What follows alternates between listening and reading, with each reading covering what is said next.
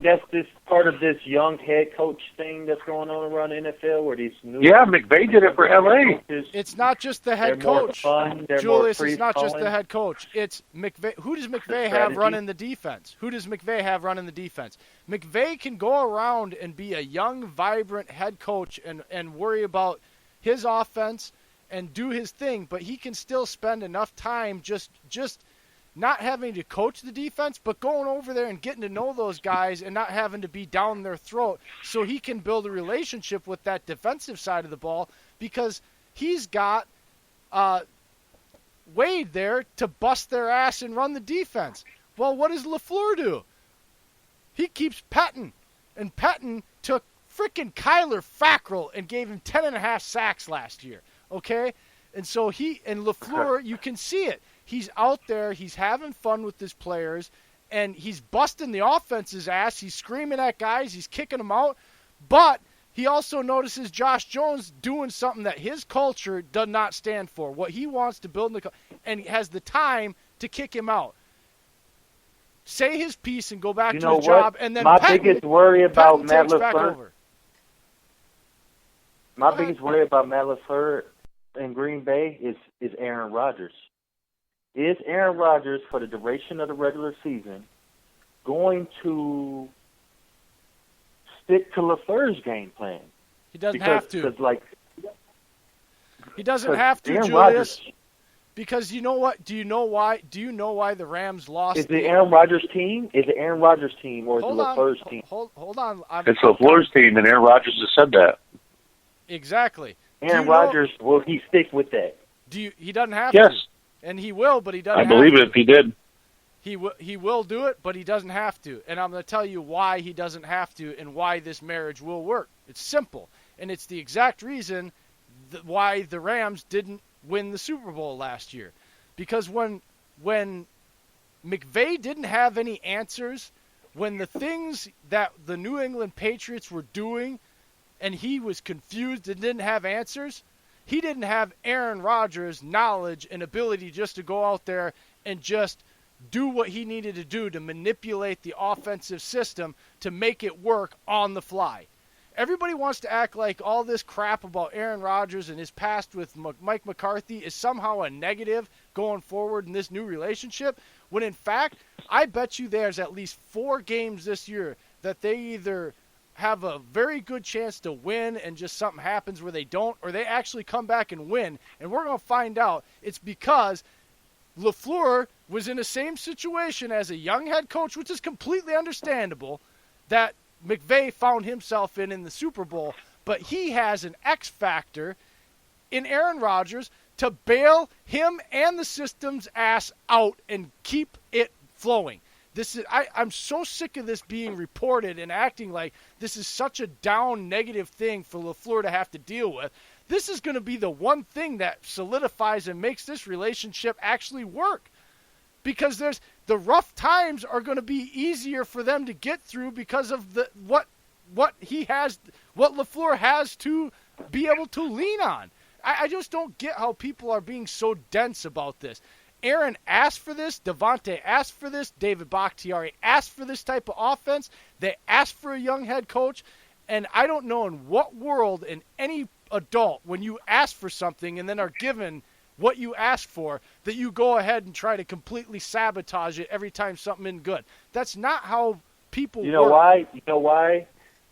There's only one thing against that, and that's because in the rest of the universe that's not Green Bay, it's pretty well known that Aaron Rodgers is kind of a dickhead. How? That's what they like to report, and I'm going to tell you this right now. If that's what Colin Covert puts out, like Florio, Greg Jennings, or Michael Finley.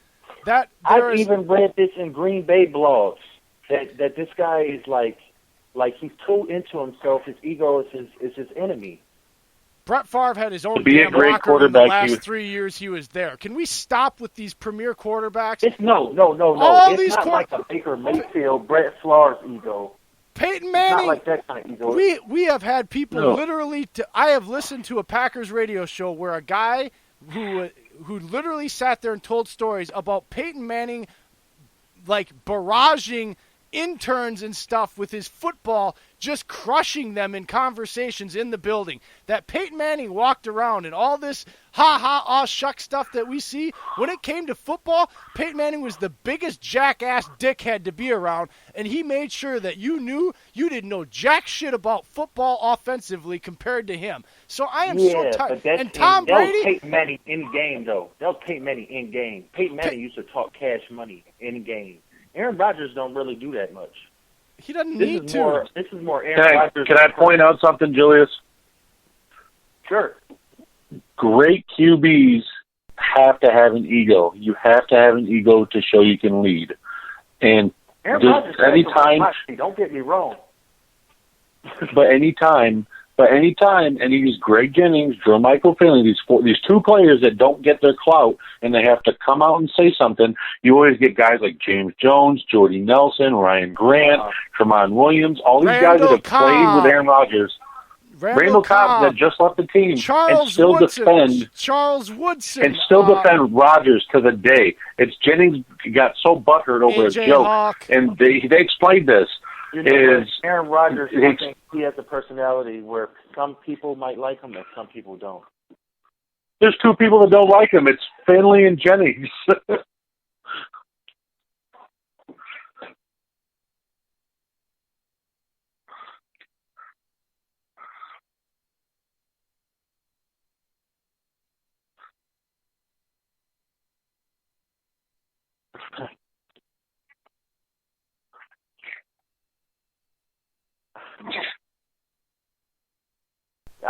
Julius, I defending Aaron Rodgers, and I don't blame you.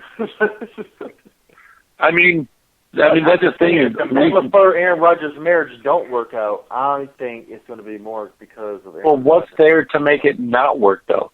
Because, every picture we've seen them in, they're goofing off. They're totally unproven. I'm not saying he is proven, but just listen. People are trying to make something out of nothing. Like, every time there's pictures of them, they're goofing off. Like, the other day, freaking Rodgers was sitting there screwing around with LaFleur, being like, hey, what type of walking boot is that? Because of his Achilles, was that Nike, Reebok? And LaFleur just smiled and walked away and then made him run sprints. Dave, my friend, Dave. They can laugh in practice and training camp all they want to, but when the regular season run around and shit get heavy in games, is Matt LaFleur and Aaron Rodgers going to be able to weather? They will be just fine. Yeah, and last year the Patriots were going to fall apart because Bill Belichick didn't play Malcolm Butler, and they lost the Super Bowl to a backup quarterback. Oh, and he screamed at he screamed at his offensive coordinator, and they lost to the frickin' Tennessee Titans, and he was berating them, and they won the Super Bowl. Stop with this shit. Again, all Hall of Fame great quarterbacks are egotistical, centric assholes to a T. It's what makes them the Hall of Fame pinnacle of everybody that's played the position. It's simple. John Elway was a dick. Aaron Rodgers and Matt LaFleur still laughing if Aaron Rodgers start getting pissed off because he who knows what might go wrong in the passing game or the running game or whatever. And Aaron Rodgers like to get pissy here and there, and then how Matt LaFleur gonna react? How you gonna get Aaron Rodgers back on track? That's my Tell him to shut the hell up. He's 39 years old. He's a grown ass man. So is Aaron Rodgers. You're playing a professional sport. Do you think that Did Holmgren ever coddle frickin' Brett Favre when he'd come over and have it? No. He would grab him by the face mask and tell him, go sit his ass down, and Mooch, put in the backup. Oh, no, Mooch, don't put in the backup. It's okay. No, let Favre play. Look, guys, can we stop? They're grown men. If Aaron, that's the problem with McCarthy. They will be fine. Tom Brady has won 6 rings, and we have seen him over his 18-year career have arguments with Bill O'Brien on the sidelines. Why do you compare the Patriots, Tom Brady, and Bill Belichick? Because he's the golden boy of the NFL when it comes to examples, and he's the easiest Brady has person an ego. to do it, and he has an ego, and he has 6 goddamn rings. New England Empire to nobody. You can't compare that New England Empire to nobody, especially not Matt LaFleur. It's the situation, buddy. It's the situation, dude. He was Who the hell was Bill O'Brien? Bill O'Brien's a goddamn nobody when he was getting screamed at, and he was running the offense. Belichick doesn't run the offense. So, yeah, it's the same situation, buddy. It's a nobody that's in charge of the offense, essentially, and a somebody quarterback, and they get in an argument, and guess what? They still win rings. It's not – this is called off-season boredom and making shit up to sell articles and clicks. They do it just like last year. It was all about the demise of the Patriots franchise because of the Bill Belichick and Brady making his So you're comments. telling me there's no possibility that the Packers start out 2-4, and there's rumors that LaFleur and Aaron Rodgers might not be seeing eye to eye in games. That's not something that could happen 2 months. What rumors? There's no rumors. It's a couple of writers that have made some stuff If up. the Packers get off to a You're talking about, but you're talking about Mike Florio and Colin Cowherd that's even putting that stuff out now, and they've never played.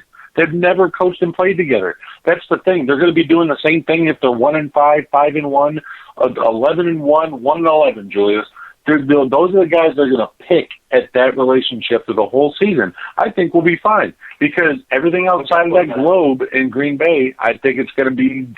I think people are just chirping, and I think it's just fine. Guess what? I would love to revisit like a quarter of a way through the season, the first 4 games. I would love to, right before Detroit and Packers play. I want to tell you this real quick. And here's the biggest thing about why I think it's an ass clown idea to think that this relationship and these guys aren't going to start out hot. Because you look at McVay, his first year with a quarterback that was labeled a bust, they got off to a hot start, right? Shanahan, as a new head coach, they got off to a hot start. The trend over the last 3 years is these young head coaches with far less prominent people playing quarterback come out with these new schemes.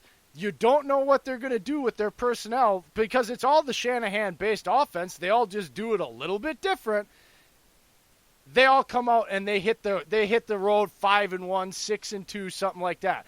Then they have a midseason lull, and then they start to roll again. They get through that usually, and they roll again.